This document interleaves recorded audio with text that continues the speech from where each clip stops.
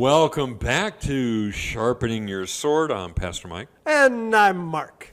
Hopefully you enjoyed last week's roundtable that we put up, and it was a little different. Okay, there wasn't a table, Round. and it was sort of round, but we... It was a trapezoid. It was, yeah, it was a shape. It was a shape. It was a shape. And round is a shape. And I am, again, thankful to our praise team for being a part of that. And they were wonderful to participate in our discussion on worship. And we kind of threw a curveball to our producer, Dave.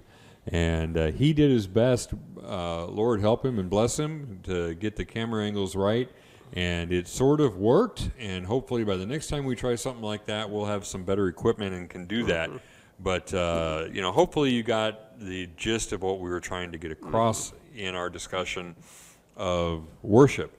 And so we're going to continue that today. Are we? And we're going to continue talking a little bit further about worship because there's a couple of things we really wanted to hit on. I think that to continue off of where the praise team talked. So you seem to be suggesting that worship is important? Oh, just a wee podcasts? little bit.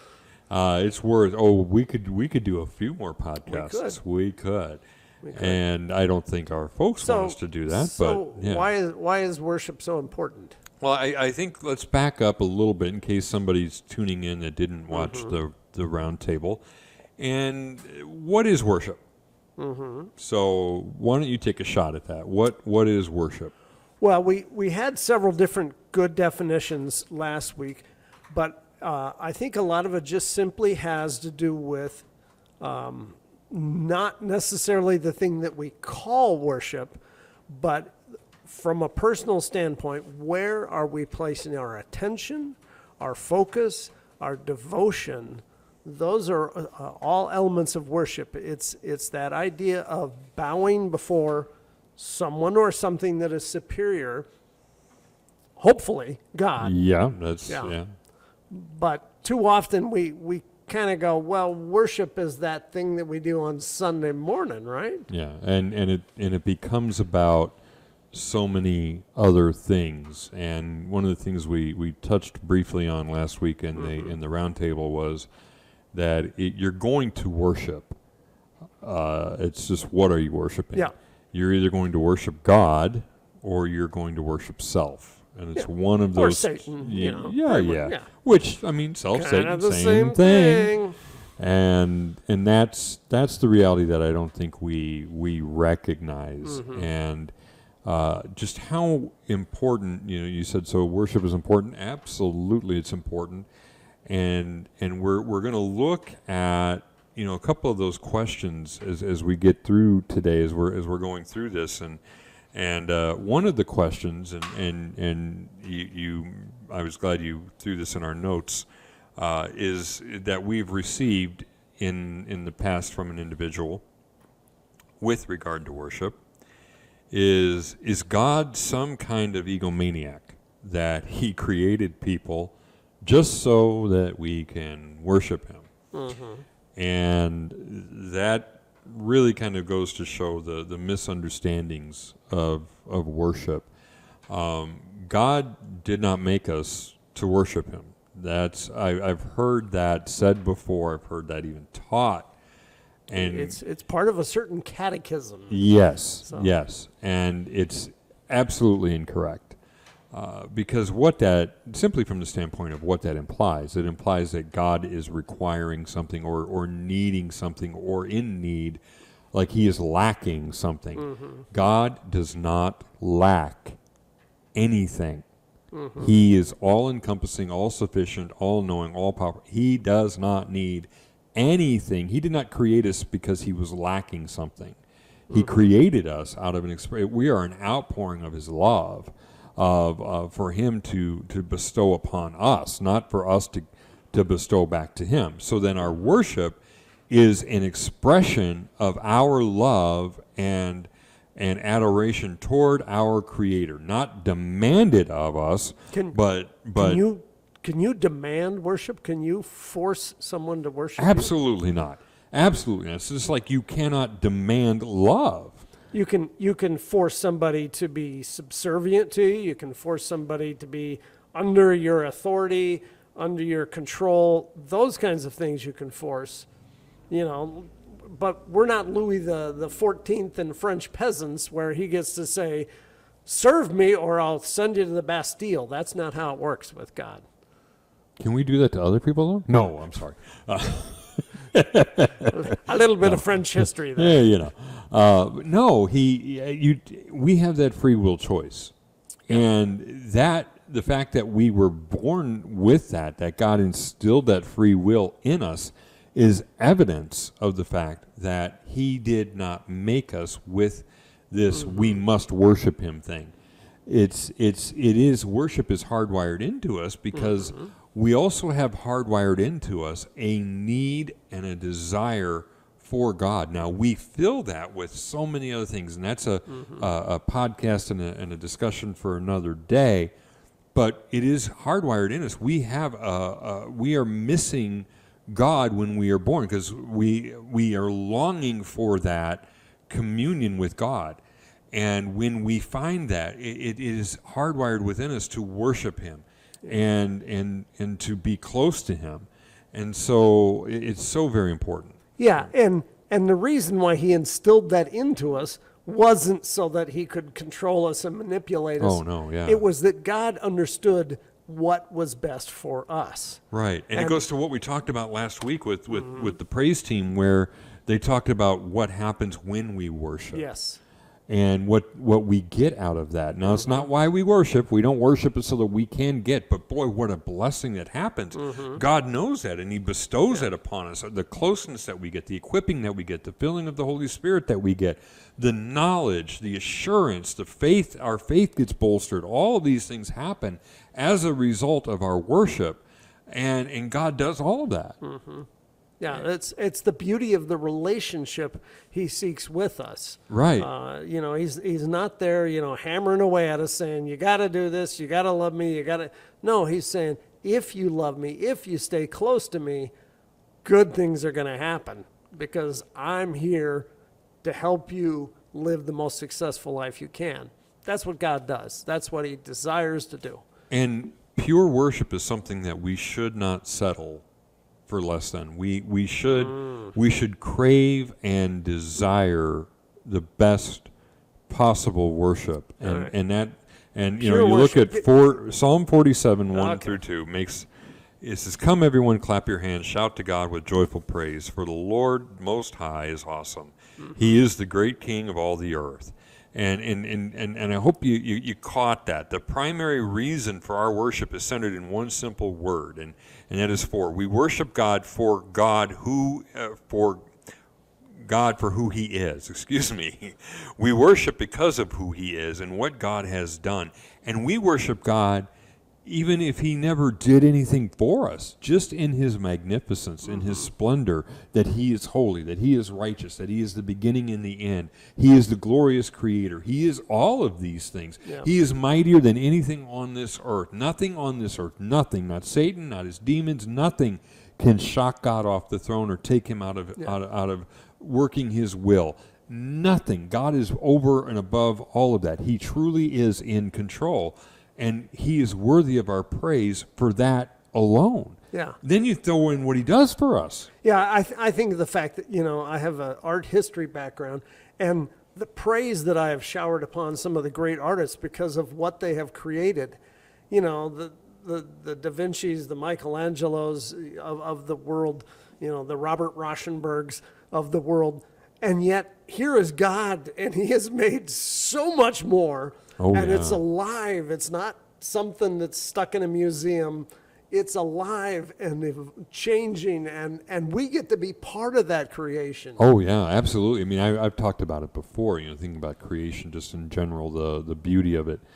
And yes, I am an early morning person. I love being an early morning person. I am up before the sunrise most every morning, and no two sunrises are the same. Yeah. And they are beautiful. Even on a cloudy day. I've seen pictures of them. Even on a cloudy day, the sunrise, because it's there, it's just behind the clouds, it has its own unique beauty. and it's ever changing. Show me an artist that can do that besides God, the Creator. And we worship him. We give him glory and honor and reverence and awe and all of these things because of that and so much more. Yeah. And it says not only did he create the world, but he holds it all together.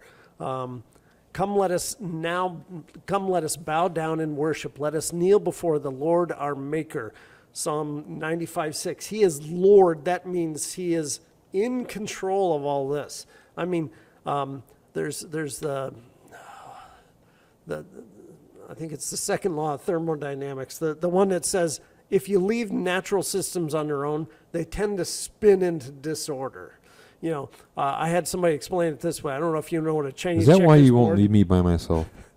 You know, if you put the marbles in a certain pattern on a Chinese checkerboard and then shake it, they don't form some nice, neat other pattern. They just go into disorder. This whole world would just fly apart. Oh, yeah. And into total chaos if God wasn't there holding it all in place. If he hadn't designed a system that works this way and that way, if it was you mean just so order doesn't just naturally come out of disorder? No. Imagine that. It does not. You know, I know there's a lot of people who say, oh, no, it just would have formed on its own. I'm going, yeah, right. No, that's not the way it works. Yeah, it doesn't. Well, then you think, so then another reason why we worship him. Mm-hmm. Then when you begin to let your brain expand to just how amazing this God is. Yep. This God who is that powerful, who is the ultimate creator, who is holy, completely holy. I mean, holy in a way that our finite minds cannot even rationally understand. Yeah. Because as soon as I think of being good, it doesn't work, because I know that sin will creep into my life, and sin creeps into your life and everybody else's life. Well, and our understanding of him is through a lens that is sinful, because that's who we are. Yeah. And I'm quoting you on that, so I should give credit where credit's due. But then you think about this God, who is that awesome, that magnificent, chooses to be involved with us, chooses for us to get to know him, chooses that he would send his son to redeem us and set us free from our sin slavery. Yeah, because he created us, and then we messed it up. Right, yeah, we messed that up, not him. But yet he set the plan in place to set us free. And that, I mean, should blow your mind. And we worship him as our Redeemer, as our as our loving God who is relentless. We could just keep on going with adjectives for all of that. It says, while we were his enemies, yes, while we hated him, he loved us. Romans 5, yeah. Yep. Yeah. And it just it's absolutely it boggles the mind, because I know me, and I wouldn't send my son to die for me, and yet God sent his son to die for me. Yeah. And man, that makes him worthy of our worship. Yeah, it is so much, and so that's why we worship, not because God dictates it, but because and the closer we draw into him, the more we want to worship. Yeah. Or we should want to worship. It should be just an outpouring of us. And so then the question becomes, why this big deal? Why Pastor Mike, why are you making such a big deal lately about worship? Why is this, And we talked a little bit about this just a little bit ago as we were preparing for this. And I said, you stop and think about problems in the church. It's one of the great battlegrounds of the church. Worship. Oh, yeah. And I mean, how many churches have had splits over what happens in 1 hour? And really spinning out from that, because so many things that we do in the church, unfortunately, within the body, are focused on this 1 hour instead of being focused on winning souls, which is what we should be focused on according to the Great Commission. We focus on this 1 hour like this 1 hour is the end-all be-all of what we're supposed to be. It's extremely important. Yeah, but I was just hearing again, week before last, of a church that's having quite a battle because they can't agree on the music. You know, the older people are thinking the music's too loud, and the younger people are thinking the older people ought to hit the bricks because they're in the way of the worship. Right, and all of that is self. Both sides. It's all self, because our worship shouldn't matter. I should be able to worship God no matter what is being, whether you're playing it with a ukulele, a harmonica, or a 20-piece, band up there, and it's being led by Michael W. Smith or Michael Jones off the street. I mean, it shouldn't matter. What matters is my relationship to God. So and what we bring into the worship service. That's why you see so many psalms that were psalms of ascent, psalms that were preparation for worship, psalms for in the temple. I mean, all of these things were a part of preparing the individual heart, because corporate worship is only as good as the individuals that are in it. And if you've got a problem in this room that you're coming into worship, check the individuals. Because it's what you bring into it. I'll share a little personal application here, probably too personal. I, in a former part of my life, used to spend some Saturday nights doing some things I should not have been doing. And I remember one Sunday morning, happened to be Mother's Day, I remember that, the pastor was up there giving a sermon, and I said, I don't care about this. And I got up, and I walked out of that service, and I went and sat outside. And it wasn't because the preacher was giving a bad sermon. It had nothing to do with the people in there. It had to do with I hadn't been doing things I should be doing. And so my heart was not right. And so I thought everything they said was stupid, and, the music was bad and the preaching was bad. No, it was my heart that was bad. So I couldn't worship in that mind frame. And once we've gone down that road, Satan will take that and run with it with us, because we're not close to God. We've talked about this when we talked about demon possession a few podcasts back and being affected by demons. We've said if you're walking with God, demons cannot mess with you. But if you are away from Him, if you are not close to Him and you're not covered by the Spirit, you are leaving yourself open to all kinds of things. Yeah.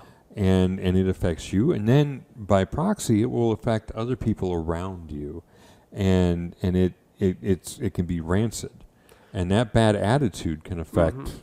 So if you're coming in here, not pointing fingers, but if you're coming in here and you're annoyed at the music, you think the preaching's bad, you're really irritated by what that kid over there is doing, or the snoring going on over, if all those things are bothering you, rather than, calling the preacher up and lecturing him about it, maybe the first thing you need to do is search your own heart and ask yourself, what am I bringing to worship? Yeah, and or coming in with a critical spirit, waiting for the pastor to say one thing that's wrong and then jump on it, or I take waiting notes on for that. Oh, he messed that. I messed that up. Hey, it shouldn't take you long, I'm sure. Or the praise team this person was off key, or they shouldn't have sung that, or so and so over here was, if you're coming, I'm going to tell you, check that spirit at the stinking door. Yeah.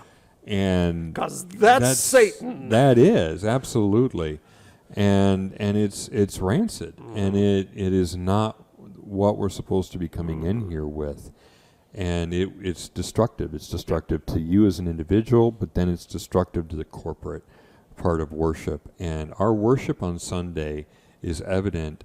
You show me a church, a body of believers that is great and the worship is powerful, and the Spirit is moving on a Sunday morning in corporate worship, and I will show you a body of believers that are likely worshiping on Monday, Tuesday, Wednesday, Thursday in their own life, and they're drawing close to God because it is an outpouring of what happens then is what comes into here.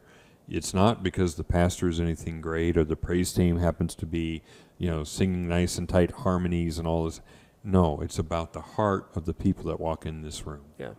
If you're expecting to experience God on Sunday morning, but, the rest of the week you're ignoring him, right? That ain't going to happen. Now, you might get this wonderful, warm feeling on Sunday morning, but that's just the emotion created by the service, the music, whatever. That's not real worship. Yeah, like I'll quote Mark Lowry, he said, he thought, when he would listen to Sandy Patty, he would get goosebumps, and he's like, oh, the Spirit must be moving. And then he said, I realize that you can have a stomach flu and get goosebumps. And he said, it's about actually knowing God. Yeah, and, Sandy Patty was one of those women, and she could sing the cookbook, and, you'd go, wow, she's really good at that. Man, when she sings Basil, it's here's the recipe for chicken Alfredo. Let me sing it to you. How do we? Okay. I don't know. All right. So hopefully that doesn't leave you with more questions than we've answered. But we will certainly say that it is something. As much as we have shared about worship, understand that we continue to strive to understand it better and deeper, and it is an ongoing, not ongrowing, although that works too. Ongrowing too. An ongoing desire to draw closer to God and to understand Him and to worship Him more purely, and to make sure that self is getting eradicated out of that. And so as we do that, God is revealing Himself more and more. The idea that all of worship is a prayer, that when we walk in here, it's all a prayer, that it's, you hear me say all the time, it's all about Him. Well, worship is nothing more than all about God. Every bit of it is to His glory. At no point in any way, shape, or form should the praise team be glorified, and certainly not the pastor. Certainly not. This idea that we applaud the speaker. Really? No, we applaud God. Yeah. It is everything about Him. And so we just keep seeking to go in deeper to God and let Him change us and transform us. And that's our hope and our prayer for you, as always.